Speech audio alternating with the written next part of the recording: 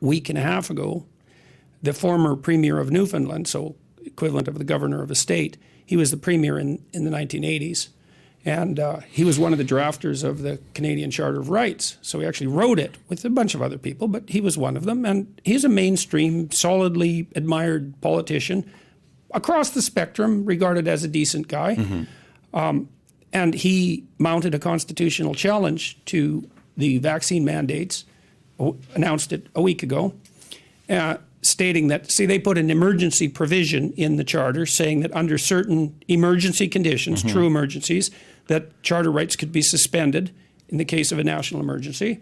But he's not convinced in the least that the COVID epidemic, even at its height, constituted such an emergency. He said that was not the intent of the drafters and certainly doesn't constitute that emergency now.